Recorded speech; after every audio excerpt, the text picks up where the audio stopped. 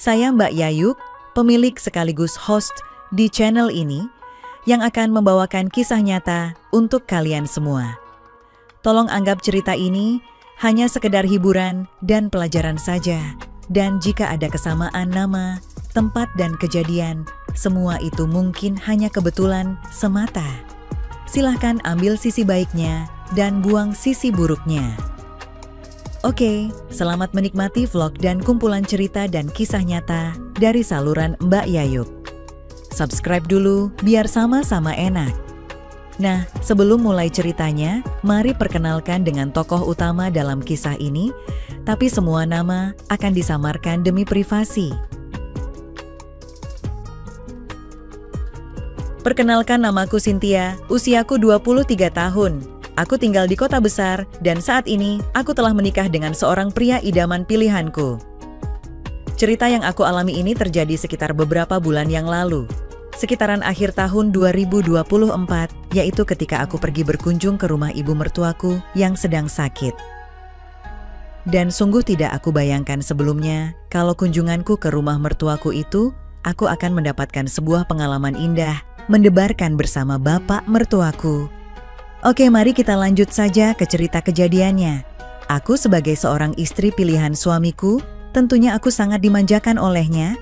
Meskipun aku setiap hari merasa kurang perhatian darinya, karena suamiku itu adalah seorang pembisnis, karena suamiku selalu sibuk dengan pekerjaannya. Jadi aku mau apa, dan mau kemana saja, suamiku tidak terlalu melarang. Hingga akhirnya, aku pun mulai salah dalam bergaul dan secara perlahan penampilanku pun mulai berubah. Aku pun mulai terbiasa dengan dunia hiburan, dengan teman-temanku. Setiap kali suamiku pergi keluar kota atau keluar negeri, aku selalu pergi bersama dengan teman-temanku ke tempat hiburan. Hingga akhirnya dalam segi penampilan, aku pun semakin berani. Aku yang semula selalu memakai jilbab dan gamis panjang pun menggantinya jika aku keluar bersama teman-teman sepergaulanku. Bahkan aku menjadi lebih percaya diri lagi dengan perubahanku itu, hingga tibalah pada suatu hari atau tepatnya beberapa bulan yang lalu. Ketika itu aku datang berkunjung ke rumah mertuaku sendiri saja tanpa suamiku. Karena saat itu suamiku sedang berada di luar negeri untuk urusan bisnisnya, sedangkan aku diminta oleh suamiku untuk menjenguk ibunya yang sedang sakit. Dalam kesempatan inilah pada akhirnya aku pun mendapat pengalaman yang begitu luar biasa dari ayahnya, yaitu bapak mertuaku. Siang itu sekitar jam 1 siang, aku OTW ke rumah mertuaku. Sebelum sampai di rumah mertuaku, aku sempatkan diri untuk membeli buah-buahan dan beberapa makanan lainnya di sebuah supermarket. Setelah itu, aku pun lanjut menuju ke rumah mertuaku. Sesampainya di sana, aku langsung parkirkan mobil di depan rumah mertuaku. Selanjutnya, aku tekan bel yang ada di pintu rumah itu. Tidak lama berselang pintu rumah itu dibuka dari dalam oleh ayah mertuaku. "Selamat siang, Pak. Katanya ibu sedang sakit ya, Pak?" sapaku. Ayah mertuaku dengan memandangiku dengan sedikit aneh pun menjawab, "Iya ibu, lagi sakit, silakan masuk, ibu ada di kamarnya," ucap ayah mertuaku. "Bisa anterin Cynthia ke kamar ibu, Pak?" pintaku seraya tersenyum.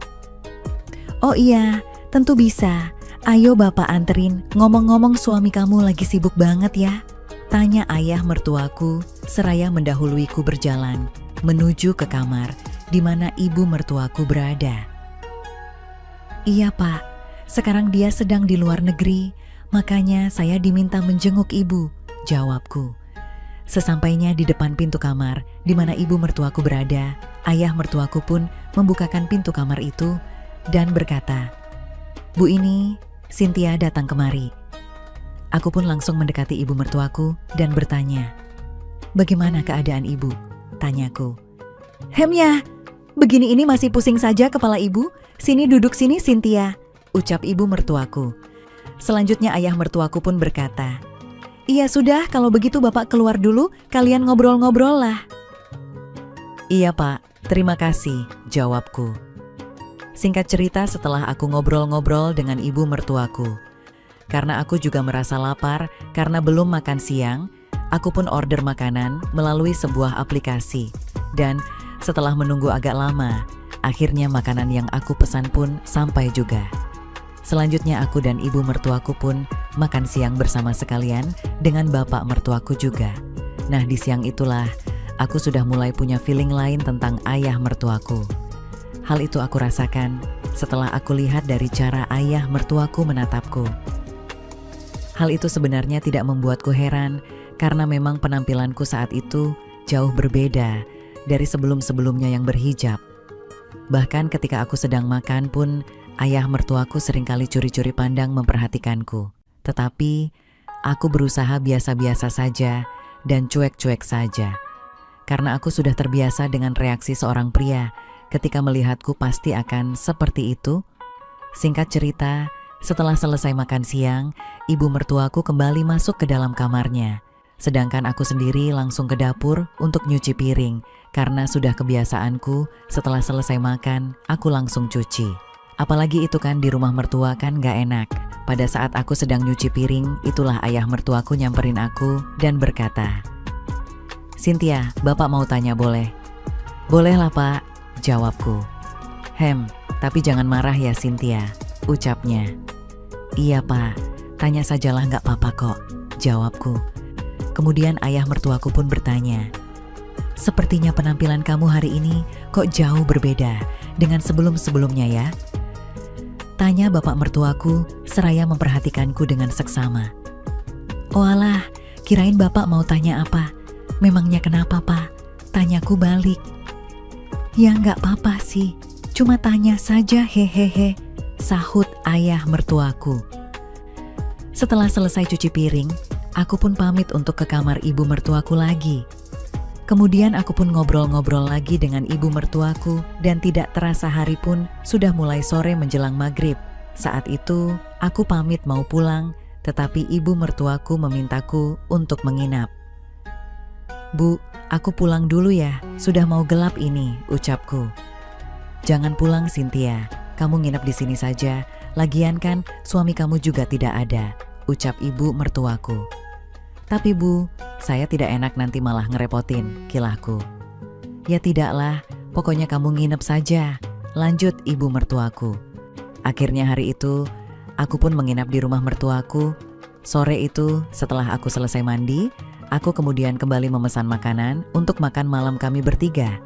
Sekitar jam 7 malam, makanan yang aku pesan pun akhirnya sampai, kemudian kami bertiga pun makan malam bersama. Saat itu ayah mertuaku tampak senang banget, apalagi aku saat itu duduk di depannya, sehingga dengan curi-curi dia terus saja melihatiku dengan sesekali tersenyum penuh arti padaku. Selanjutnya setelah selesai makan, aku dan ibu mertuaku langsung ke kamar lagi. Aku menemani ibu mertuaku yang sedang sakit itu sambil main handphone untuk mendengarkan musik sebelum tidur. Tetapi beberapa saat kemudian, ibu mertuaku malahan sudah tidur duluan karena memang masih belum sehat benar. Jadi, ya bawaannya ngantuk mulu. Sedangkan aku yang sudah terbiasa tidur agak malam pun jadi masih belum bisa tidur. Sekitar jam 9 malam, aku mendengar suara TV di ruang tengah. Kemudian aku pun keluar kamar dan melihat ke ruang tamu. Rupanya ayah mertuaku masih asik menonton acara di TV dan sepertinya bapak mertuaku sedang nonton acara Komandan Andre Taulani. Karena aku juga suka seputaran Komandan Andre Taulani, akhirnya aku pun ikut menonton bersama bapak mertuaku itu. Maaf pak, Cynthia boleh ikut nonton juga?" tanyaku. "Ya bolehlah, kamu juga suka acara Komandan Andre Taulani?" tanya bapak mertuaku. "Iya pak, aku suka. Apalagi malam ini saya belum bisa tidur, jadi pengen menonton TV dulu," jawabku. Selanjutnya aku pun duduk dan menonton cara itu bersama dengan ayah mertuaku. "Cynthia, sebentar ya bapak, ambilin cemilan dulu biar lebih seru nontonnya kalau sambil ngemil," ujarnya. "Iya pak, ide bagus juga itu," sahutku. Akhirnya malam itu, aku pun menonton dengan ayah mertuaku. Malam itu, aku sudah biasa saja. Sudah tidak malu-malu lagi ketika berdua dengan bapak mertuaku.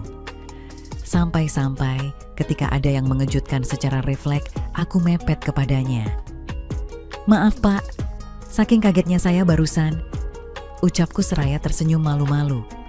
Ternyata dengan tersenyum ayah mertuaku menjawab, "Iya nggak apa-apa kok, sering-sering saja Cynthia seperti barusan ya, hehehe," ucap bapak mertuaku seraya tersenyum penuh misteri. Bapak ini bisa saja," ucapku dengan tersenyum. Selanjutnya kami berdua pun kembali fokus menonton, tetapi di saat itu suasana sudah sedikit berbeda banget. Apalagi sesekali ayah mertuaku melihat ke arahku. Tepat setelah selesai acara itu, bapak mertuaku menatap ke arahku. Begitu juga denganku, sehingga kami berdua saling memandang. Tiba-tiba ayah mertuaku berkata, "Cynthia." "Iya Pak, bolehkah?" Mendengar pertanyaannya itu, aku pun hanya mengangguk saja. Ayah mertuaku yang mendapatkan peluang pun dengan segera memanfaatkannya. Dengan satset, ayah mertuaku pun berusaha membuat suasana hening di malam itu menjadi semakin romantis. Aku yang memang cukup kekurangan akibat dari suamiku yang terlalu sibuk kerja pun tanpa ragu-ragu memberikan respon yang sebaik-baiknya. Malam itu adalah awal di mana aku mengenal bapak mertuaku yang sebenarnya. Ternyata di usianya yang mulai senja beliau masih sangat luar biasa. Setelah kami berdua sama-sama selesai, aku pun melangkah ke kamar di mana ibu mertuaku berada dan tidur. Keesokan harinya, aku bangunnya agak telat, yaitu sekitar jam 8:30 pagi, aku baru terbangun. Hal itu karena setelah semalam aku habis begadang menonton bersama bapak mertuaku dan juga ditambah dengan itu, ketika aku sudah bangun tidur, ternyata ibu mertuaku yang sudah mulai baikan pun sudah bangun terlebih dulu dan malah sudah membeli sarapan untukku. Setelah mandi, aku pun sarapan. Pas aku lagi sarapan di meja makan itu, tiba-tiba ibu mertuaku datang dan berkata, "Cynthia, ibu pakai dulu ya mobil kamu, ibu mau ke bandara jemput nenek." "Iya Bu, pakai saja, itu kunci mobilnya ada di kamar." "Oh iya, ibu ke bandara sama siapa?" tanyaku. "Sendiri saja, soalnya ayah mertuamu masih tidur itu," jawab ibu mertuaku. "Ibu mau saya temenin ke bandaranya?" tanyaku. "Sudah nggak apa-apa kok, ibu bisa sendiri, lagian juga ibu sudah sehat kok," sahutnya. Setelah aku selesai sarapan dan ibu mertuaku pergi ke bandara, aku pun pergi duduk di kursi yang ada di halaman belakang rumah mertuaku itu. Kebetulan di belakang rumahnya itu ada halaman yang luas dan ada sebuah gazebo-nya juga. Di samping itu ada juga beberapa pohon buah seperti mangga, jambu dan juga jeruk, jadi udaranya terasa segar. Berbeda dengan di rumahku yang tidak ada halaman belakangnya, karena di kompleks perumahan elit. Ketika aku sedang asyik duduk sambil buka laptop, tidak lama kemudian ayah mertuaku nyamperin aku dan langsung duduk serta bertanya, "Ibu sudah berangkat ke bandara Cynthia?" "Sudah kok Pak, barusan saja berangkat bawa mobil saya," jawabku. "Makasih ya Cynthia, semalam itu Bapak senang banget," ucap bapak mertuaku seraya tersenyum dengan bahagia sekali. "Iya Pak, makasih juga. Semalam itu juga pengalaman yang tidak akan terlupakan buat Cynthia Pak," sahutku senang juga. Mendengar kalau aku juga senang dengan yang terjadi semalam itu, tiba-tiba bapak mertuaku pun tahu-tahu sudah mulai bermanuver untuk mengulang pekerjaan kreatifnya, seraya berbisik, "Sebentar saja bisa tidak Cynthia?" "Ya, pasti bisa lah Pak," jawabku tanpa ragu-ragu. Tanpa banyak berkata lagi, bapak mertuaku pun kembali mengajakku sarapan pagi dengan menu yang spesial di gazebo yang ada di halaman belakang rumahnya itu. Pagi menjelang siang itu lebih seru dari yang semalam karena kami sudah sama-sama terbiasa. Sekitar jam 11 siang, ibu mertuaku baru pulang dari bandara bersama dengan ibunya alias nenek suamiku. Untung saja waktu itu aku sudah selesai juga dengan bapak mertuaku. Barulah sekitar jam 1 siang, aku pulang ke rumahku dari rumah mertuaku itu. Sebelum pulang, tidak lupa neneknya suamiku ngasih aku oleh-oleh yang dibawanya dari luar kota. Sejak kejadian dengan bapak mertuaku itu, aku menjadi paham kalau ternyata suamiku itu selain karena sibuk kerja, tetapi ternyata juga tidak sehebat ayahnya. Sehingga sejak itulah aku dan ayah mertuaku selalu saja mencari-cari kesempatan untuk mengulangnya. Berkat kehati-hatian kami berdua, rahasia besar kami berdua itu pun tetap terjaga. Akan tetapi, karena kurang hati-hatinya aku, pada bulan kelima, aku pun halimah. Dan setelah aku beritahukan hal itu pada suamiku, ternyata dia menyambut dengan sukacita. Bahkan setelah tahu kalau aku hamil, dia pun menjadi agak mengurangi kegiatannya ke luar negeri untuk menjagaku. Akibatnya aku dan bapak mertuaku pun menjadi sedikit kesulitan mendapatkan kesempatan lagi. Tetapi tetap saja ada kesempatan itu walaupun tidak seluas waktu-waktu sebelumnya, karena baik aku maupun ayah mertuaku, kami berdua sama-sama yakin kalau kehamilanku itu dari kerja keras ayah mertuaku. Apakah sebutan yang cocok bagi ayah mertuaku itu menyebut anakku? Dan apa yang cocok bagi anakku menyebut ayah mertuaku nantinya? Aku tak mau ambil pusing. Semoga para penonton terhibur dengan ceritaku ini ya. Tamat.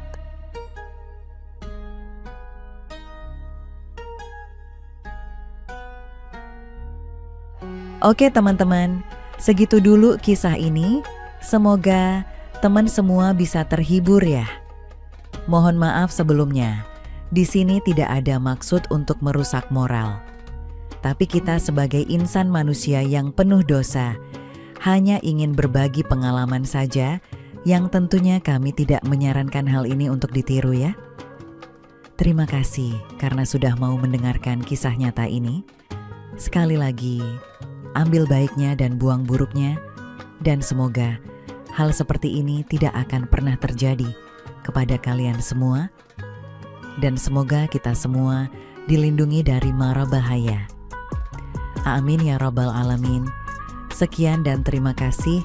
Sampai ketemu lagi di cerita-cerita selanjutnya. Jangan lupa like, komen, share, dan subscribe.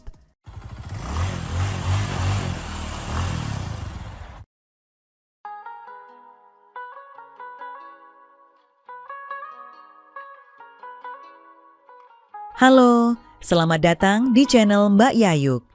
Assalamualaikum warahmatullahi wabarakatuh. Saya Mbak Yayuk, pemilik sekaligus host di channel ini yang akan membawakan kisah nyata untuk kalian semua. Tolong anggap cerita ini hanya sekedar hiburan dan pelajaran saja. Dan jika ada kesamaan nama, tempat dan kejadian, semua itu mungkin hanya kebetulan semata. Silahkan ambil sisi baiknya dan buang sisi buruknya.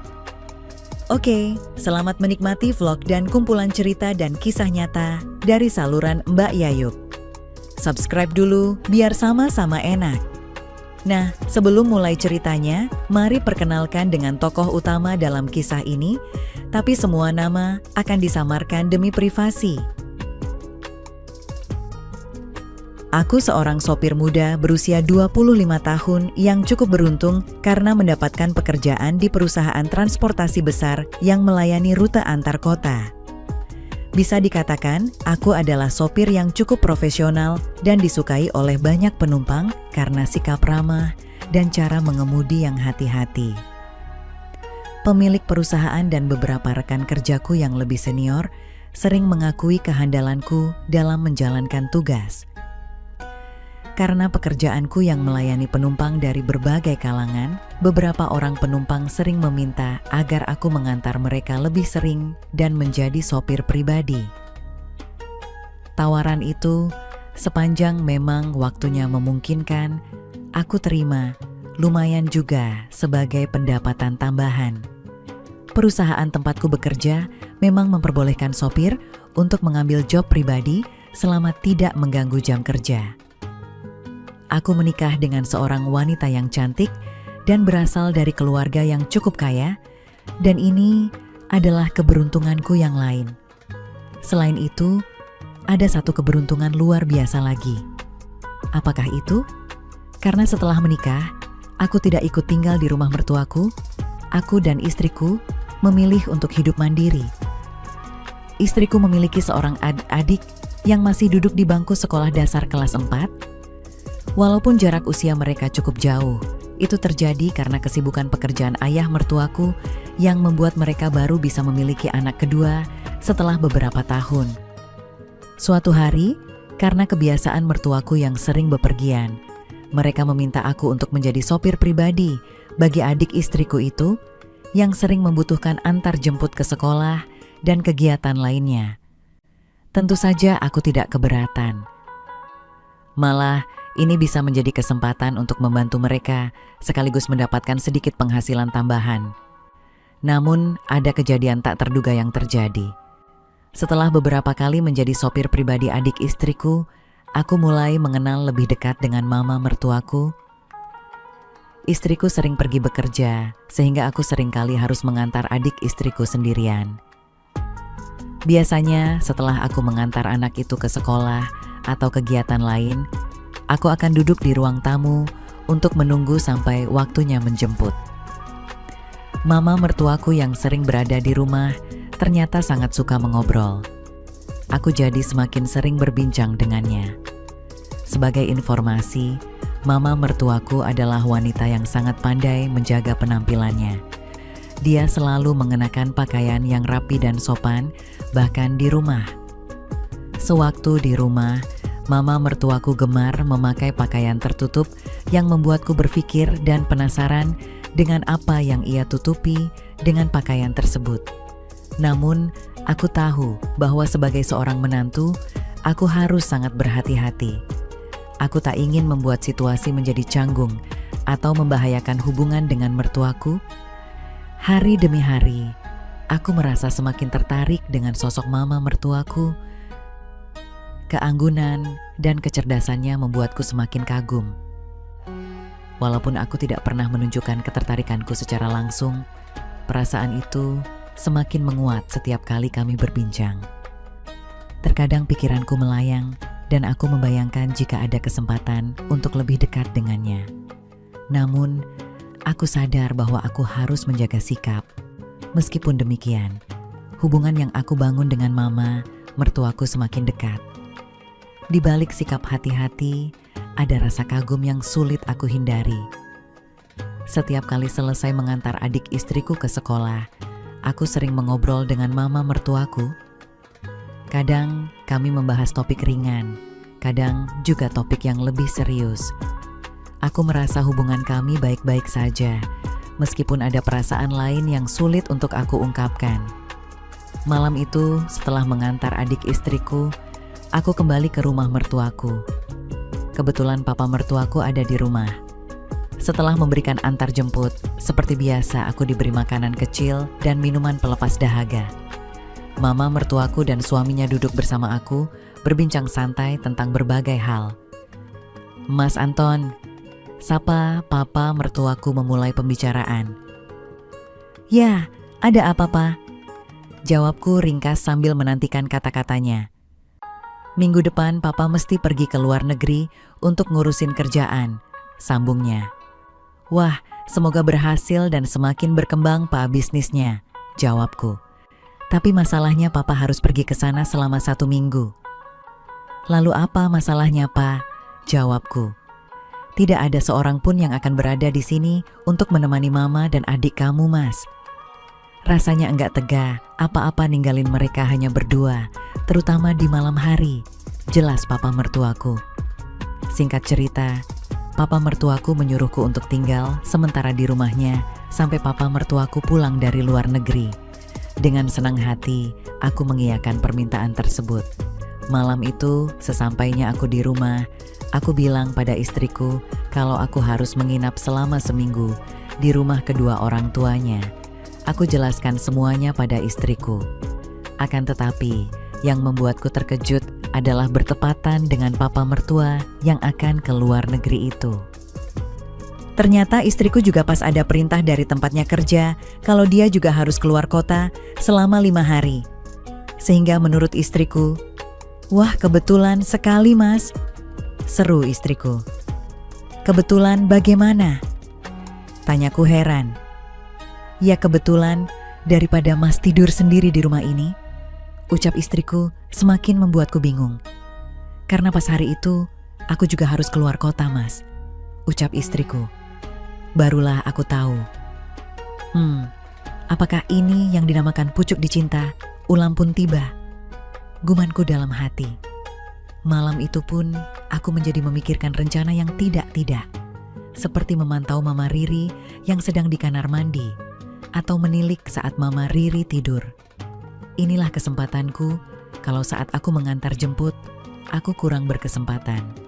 Kalau aku tidur di sana, aku tidak akan menyia-nyiakan kesempatan itu.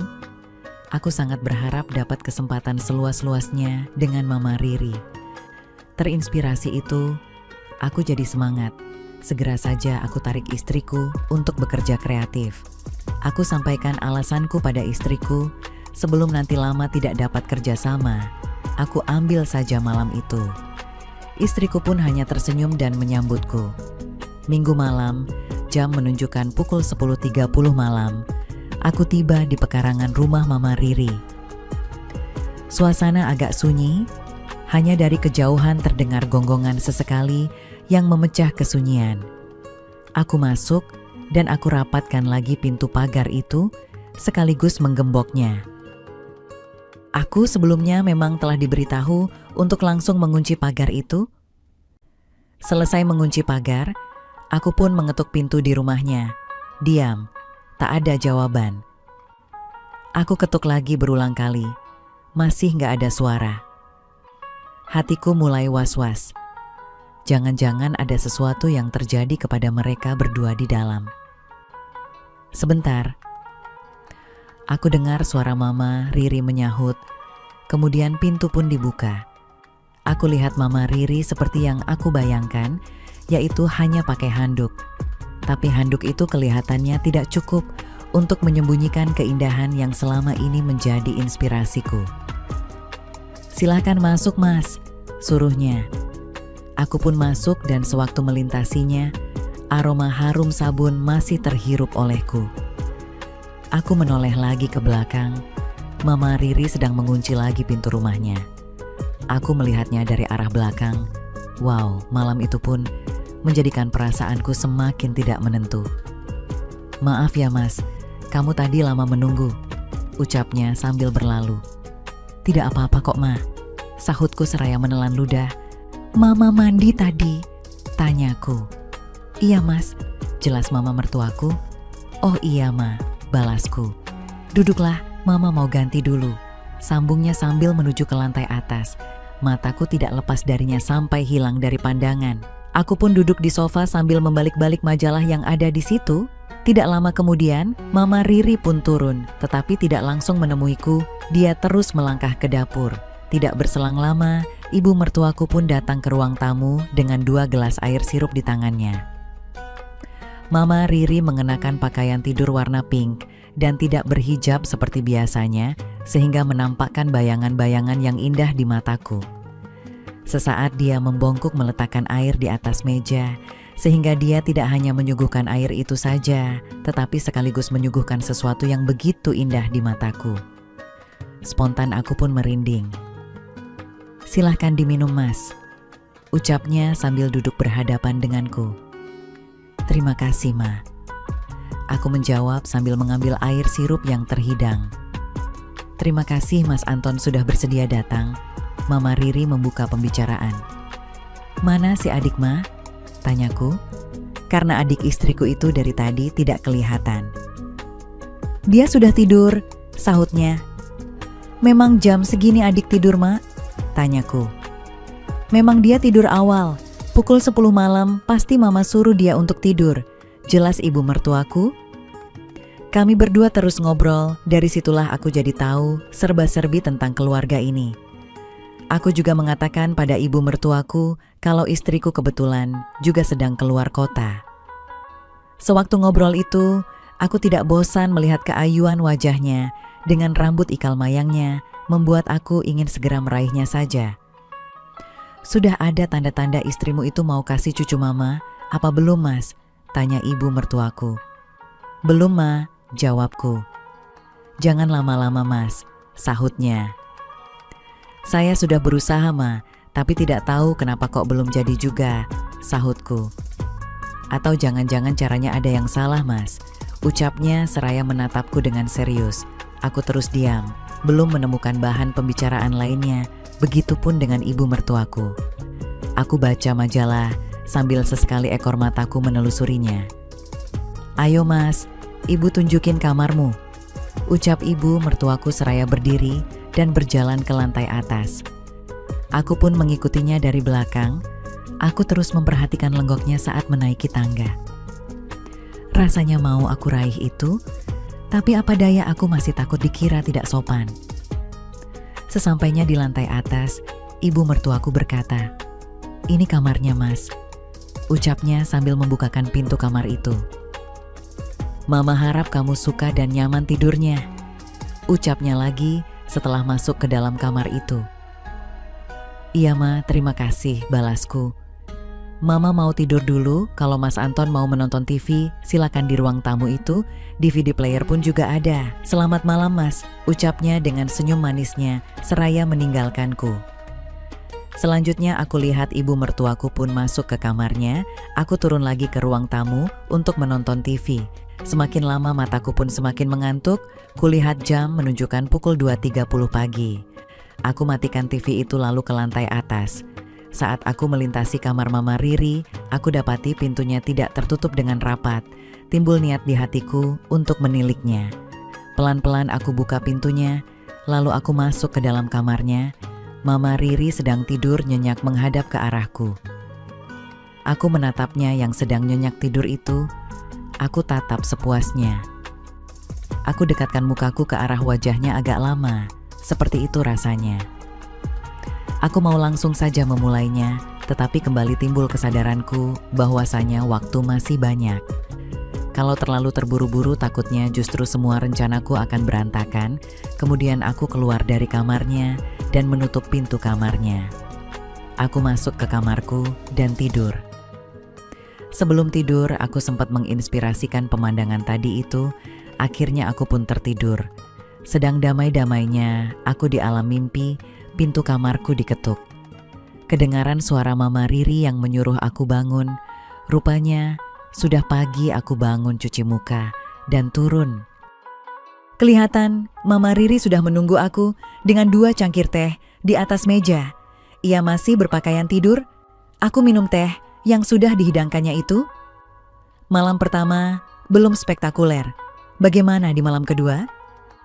Di malam kedua, seperti biasa, aku tutup dan kunci pagar rumahnya. Saat pintu rumah dibuka, Mama Riri aku lihat sudah berpakaian tidur. Sejenis daster, tetapi masih harum aroma parfumnya. Setelah itu, aku dipersilakan minum, sambil kami ngobrol ngalor ngidul, sampai mata mengantuk. "Mas Anton, Mama mau tidur dulu," katanya sambil melihat jam dinding yang menunjukkan pukul 11.30 malam. "Oke Ma," balasku singkat. Mama Riri berlalu meninggalkanku sendirian di ruang tamu. Aku memperhatikan lenggoknya itu hingga hilang dari pandangan.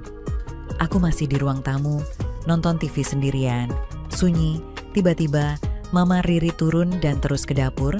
Ketika itu jam menunjukkan pukul 12.30 malam. "Mungkin haus," kata hatiku. Tidak lama kemudian, Mama Riri kembali dan terus menaiki anak tangga. Tiba-tiba terdengar jeritan Mama Riri di tangga. Aku spontan berlari ke arahnya dan aku dapati dia terjatuh di atas tangga sambil tangannya memegang pergelangan kaki kirinya. Mukanya berkerut menahan sakit. "Kenapa, Ma?" tanyaku seraya duduk di hadapannya. "Mama terkilir, Mas," ucapnya seraya meringis. "Mana yang sakit, Ma?" tanyaku. Dia menunjukkan ke arah pergelangan kaki kirinya. "Mana? Saya lihat," balasku sambil memegang dan memijat-mijat mencari yang sakit. Dengan pengalaman saat di pramuka, aku tahu sedikit menangani hal seperti ini. Aku terus memijat dan mengurut daerah pergelangan itu. Sesekali dia menjerit kecil karena kesakitan. "Bisa jalan, Ma?" aku bertanya. Mama Riri tidak menjawab. Ia terus bangun mencoba untuk berdiri. "Tak bisa, Mas," jawabnya mengerutkan muka. "Mari, Ma, saya bantu," balasku. Mama Riri setuju. Ia memegang leherku dengan tangan kirinya. Aku memapahnya naik. Aku memapahnya pelan-pelan. Aku teruskan langkah. Tiba-tiba kakinya tergelincir lagi. Dia hampir terjatuh. Aku segera menyambut dengan melingkarkan kedua tanganku. Mama Riri juga turut bergantung di leherku dengan kedua tangannya. Saat dalam situasi itu, aku jadi tahu dia tak pakai aksesoris. Aku simpulkan Mama Riri mungkin kalau tidur tidak pernah memakainya. Gumamku dalam hati.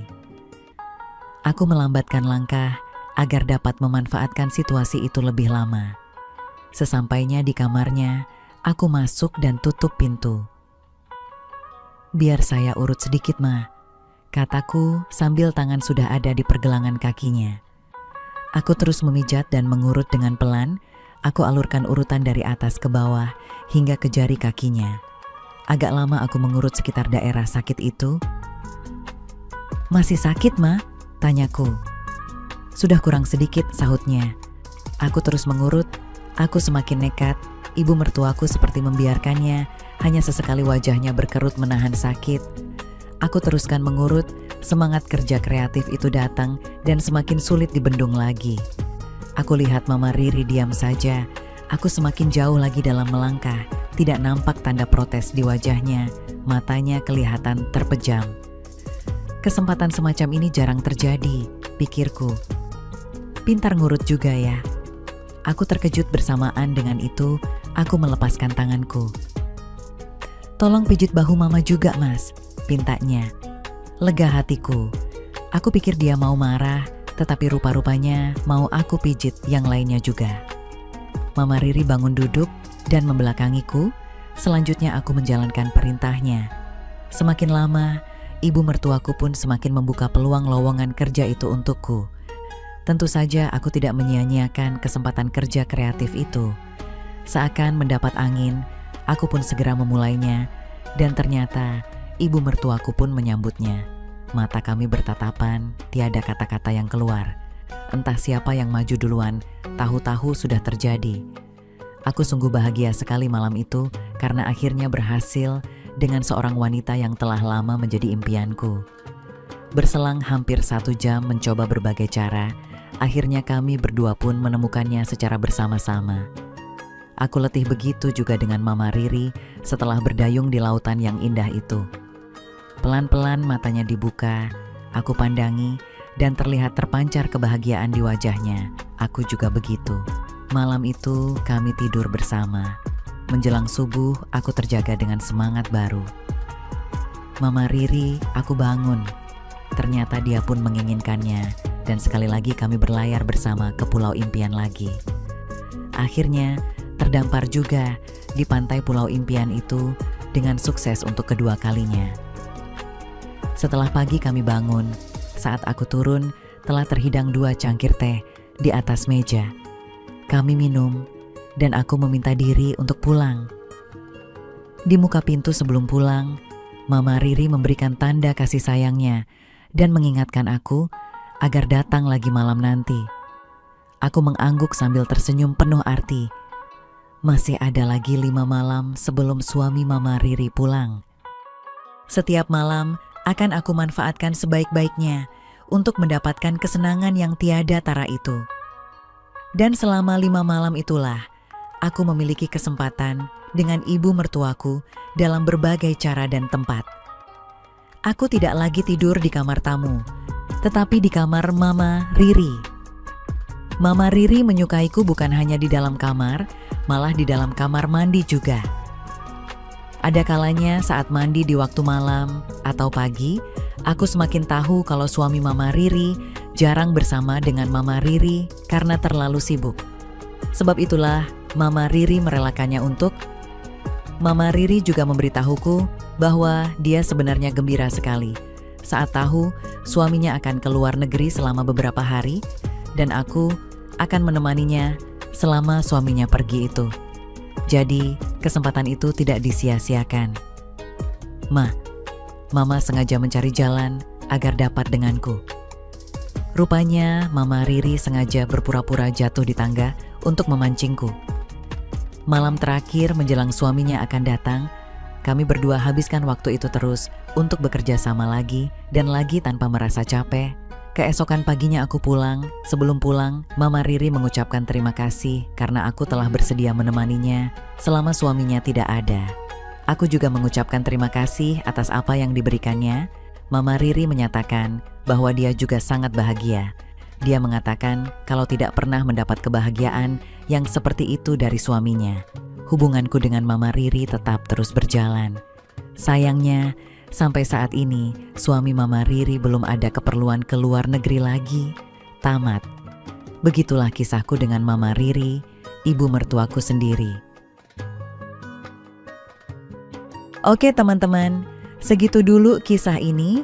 Semoga teman semua bisa terhibur ya. Mohon maaf sebelumnya. Di sini tidak ada maksud untuk merusak moral. Tapi kita sebagai insan manusia yang penuh dosa, hanya ingin berbagi pengalaman saja, yang tentunya kami tidak menyarankan hal ini untuk ditiru ya. Terima kasih karena sudah mau mendengarkan kisah nyata ini. Sekali lagi, ambil baiknya dan buang buruknya, dan semoga hal seperti ini tidak akan pernah terjadi kepada kalian semua. Dan semoga kita semua dilindungi dari mara bahaya. Amin ya Rabbal Alamin. Sekian dan terima kasih. Sampai ketemu lagi di cerita-cerita selanjutnya. Jangan lupa like, komen, share, dan subscribe.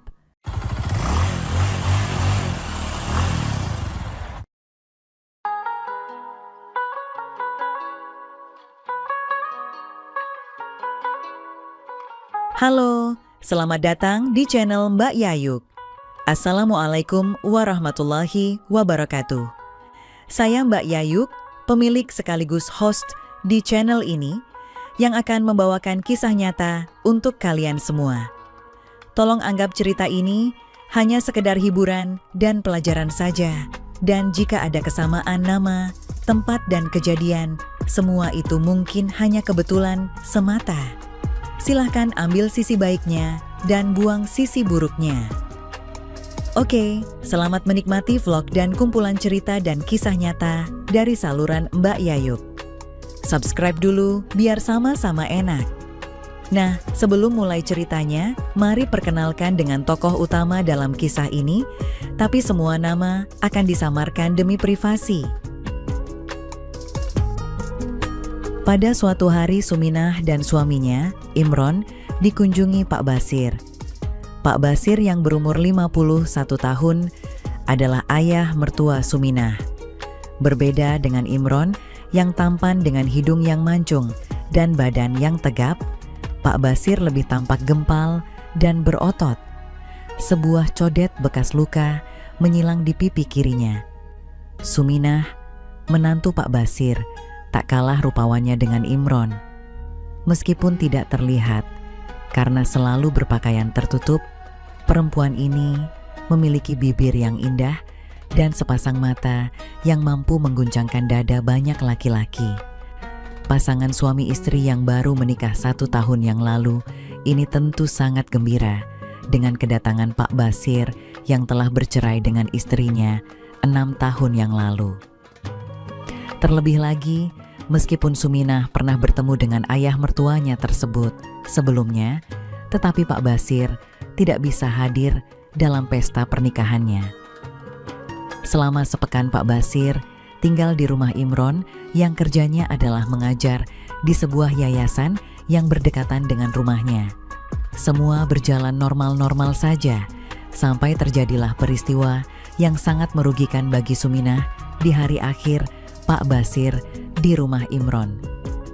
Tetapi entahlah rugi atau sama-sama untung ya guys. Kejadian itu bermula pada hari libur pasangan Imron dan Suminah. Namun, hari itu Imron harus mengajar 1 kelas tambahan dan Imron juga akan bertandang ke rumah salah satu siswanya hingga asyar. Seperti biasa, Suminah selalu menyiapkan makan pagi untuk suaminya dan Pak Basir. Selepas mengantar suaminya ke muka pintu, Suminah sempat berbincang-bincang dengan ayah mertuanya sebentar. Kemudian, dia bergegas ke kamar mandi untuk mencuci baju. Pak Basir yang kebetulan hendak pula buang air, tanpa sengaja melihat pemandangan indah. Rupa-rupanya Suminah terlupa merapatkan pintu. Mata tua Pak Basir tak lepas menatap Suminah yang tengah mencuci baju. Seingat Pak Basir, dia tidak pernah melihat menantunya itu dalam keadaan seperti saat itu, yang semampai dengan tinggi 170-an dengan kulit kuning langsat. Karena seingatnya selama ini, Suminah selalu tertutup kerudung dan baju muslim yang rapat. Selain itu, menantunya juga terkenal dengan sifat sopan santun dan sangat menitik beratkan tentang soal penjagaan aurat. Malahan di dalam rumah sekalipun menantunya tidak pernah menanggalkan kerudungnya, terkecuali ketika bersama suaminya saja di dalam kamarnya. Namun kini, kain yang basah itu tak lagi mampu menyembunyikan daya tariknya dari tatapan gelombang cinta sang ayah mertua. Tak ayal lagi dorongan pada diri Pak Basir mengelegak hingga ke puncaknya. Dan dengan penuh kesadaran, dia pun mendorongnya untuk membuka pintu kamar mandi yang hanya 3/4 tertutup tersebut. Suminah yang mengetahui kehadiran orang lain tanpa diundang tentu sangat terperanjat ketika menoleh dan menyaksikan Pak Basir sedang mendorong daun pintu. Secepat mungkin dia bangkit dan berusaha menutup pintu itu kembali, hanya saja dia kurang gesit. Pak Basir sudah berhasil masuk ke dalam kamar mandi dan mendorong menantunya tersebut ke pinggir bak mandi sebelum mengunci pintu. Suminah terdesak ke pojok dengan wajah ketakutan melihat seringai senang yang menghiasi wajah ayah mertuanya yang selama ini sangat dihormatinya. Ayah, apa yang ayah lakukan di sini?" tanya Suminah dengan terbata-bata. Pak Basir hanya tersenyum lebar dengan mata tak berkedip sedikit pun. Tanpa berucap sepatah kata pun, Pak Basir memulainya dari dirinya sendiri.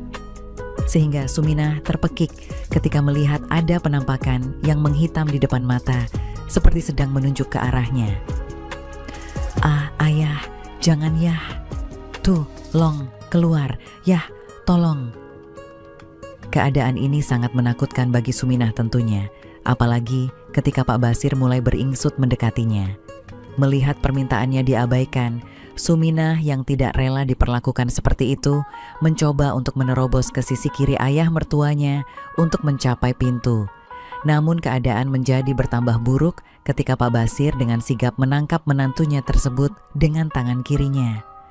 Sembari tangan kanannya bergerak secepat kilat, menghilangkan ikatan kain yang tadi sudah terlihat basah saat Suminah mencuci baju.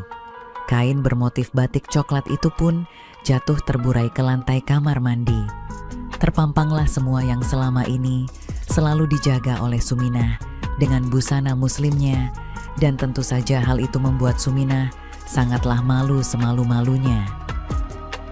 Pak Basir sebaliknya dia malah kesenangan sendiri karena kini dengan bebas dia bisa melihat apa yang sudah lama tidak dia lihat semenjak bercerai.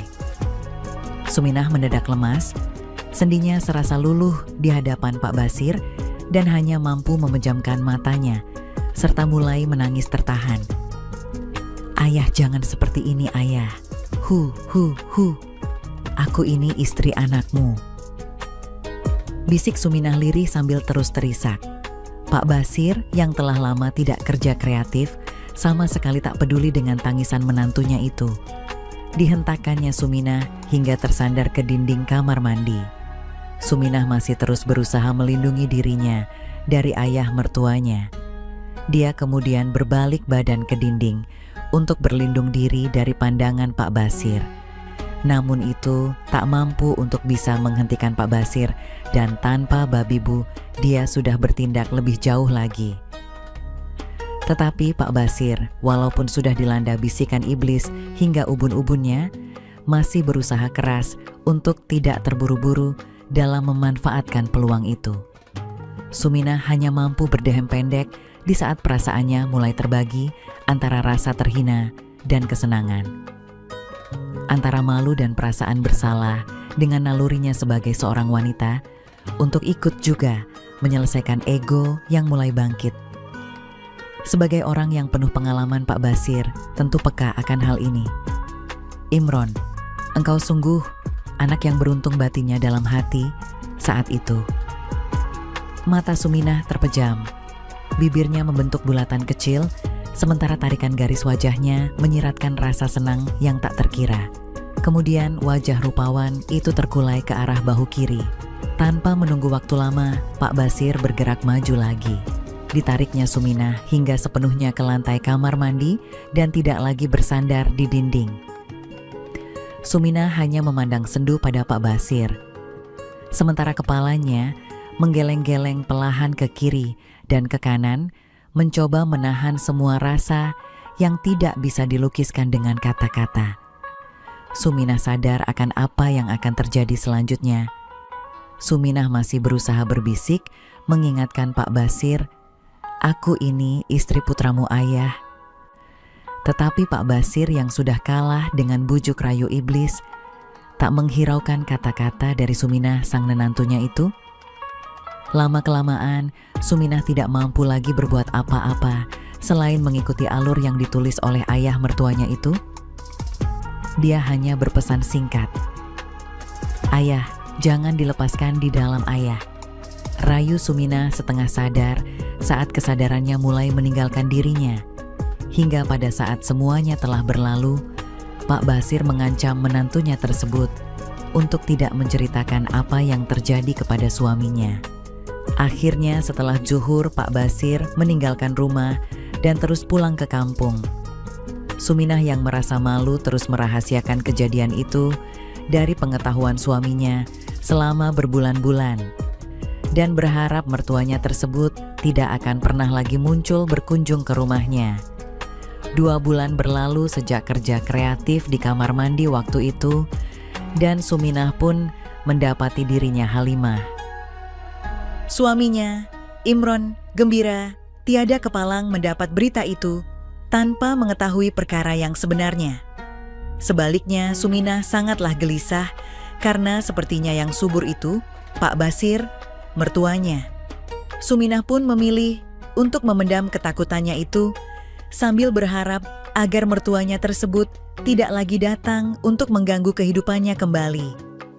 Suminah pun melahirkan seorang putra laki-laki yang sehat. Selepas 7 bulan melahirkan, dia hidup dalam kebahagiaan bersama dengan suaminya.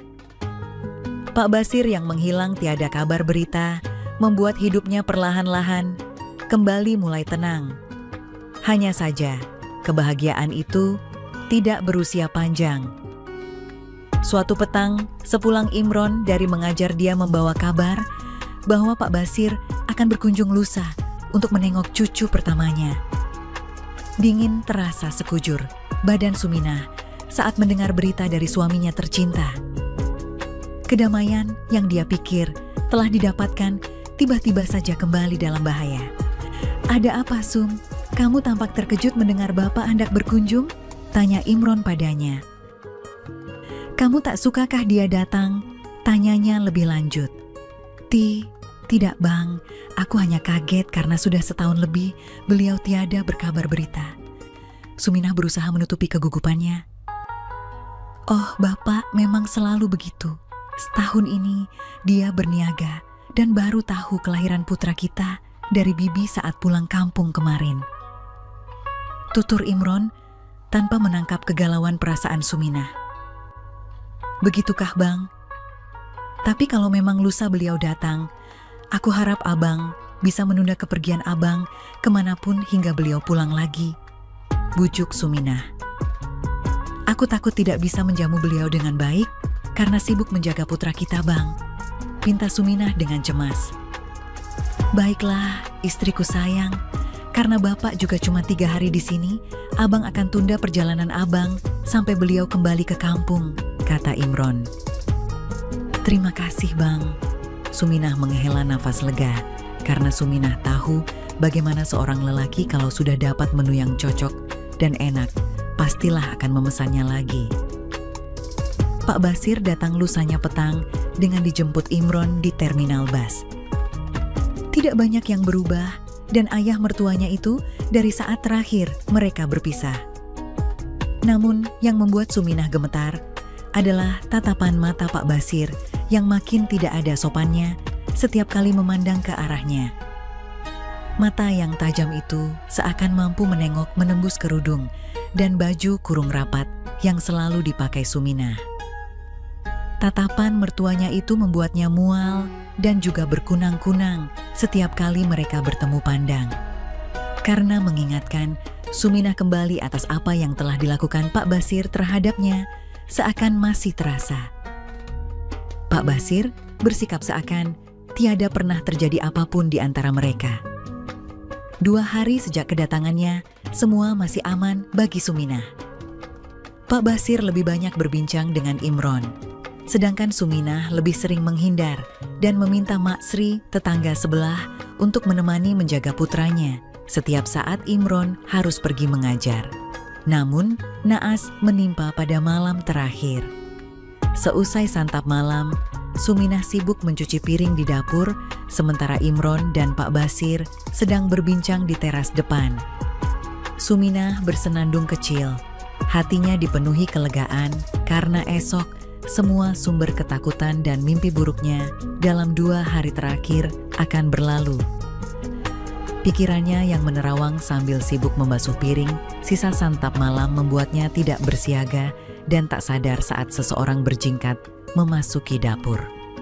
Oh, Suminah terpekik saat sebuah lengan sudah melingkar di pinggangnya dan di saat yang bersamaan sebuah kecupan mendarat di tengkuknya menembus kerudung yang dikenakannya. "Sum, kamu semakin cantik ya." Suara serak itu serasa melumpuhkan seluruh indera wanita muda tersebut. Benaknya tercekam dengan kengerian oleh ingatan peristiwa memalukan yang dialaminya setahun lalu, dan gelas yang tengah dicucinya pun terlepas.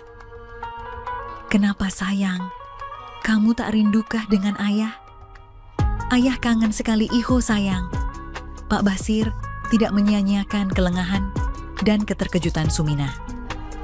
Untunglah, sebelum Suminah kehilangan kesadaran secara penuh dan Pak Basir bertindak lebih jauh, tiba-tiba terdengar bunyi pintu pagar berderit dan sayang diucapkan. "Kurang asam." Pak Basir menggeram pelan dan menyumpah-nyumpah karena menyadari Imron telah pulang kembali. Tetapi sebelum meninggalkan dapur, dia berbisik lirih ke telinga Suminah, "Jangan kau bilang ini kepada Imron ya sayang, jika kau masih sayang putramu." Kemudian dengan sigap dia bergerak keluar dapur menuju ruang tamu untuk menyambut Imron di beranda, untuk memberikan waktu pada Suminah membenahi diri dan memulihkan kesadarannya. Suminah masih bertumpu lemah di bak cuci, pandangannya nanar dan pikirannya masih beku.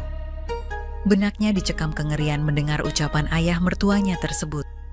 Dia sadar bahwa si tua itu tidak sekadar menggertak. Namun, dia bersyukur bahwa Imron datang sehingga dia bisa terhindar dari aib yang lebih besar. Dia berharap malam segera berlalu dan esok mertua yang dibencinya segera pulang ke kampung sehingga mimpi buruknya akan dengan segera berakhir. Dan sesuai rencana keesokan harinya, ayah mertuanya menepati janjinya, yaitu pulang kampung. Tamat. Oke teman-teman, segitu dulu kisah ini. Semoga teman semua bisa terhibur ya. Mohon maaf sebelumnya, di sini tidak ada maksud untuk merusak moral. Tapi kita sebagai insan manusia yang penuh dosa, hanya ingin berbagi pengalaman saja, yang tentunya kami tidak menyarankan hal ini untuk ditiru ya. Terima kasih karena sudah mau mendengarkan kisah nyata ini. Sekali lagi, ambil baiknya dan buang buruknya, dan semoga hal seperti ini tidak akan pernah terjadi kepada kalian semua, dan semoga kita semua dilindungi dari mara bahaya. Amin ya Rabbal Alamin. Sekian dan terima kasih. Sampai ketemu lagi di cerita-cerita selanjutnya. Jangan lupa like, komen, share, dan subscribe.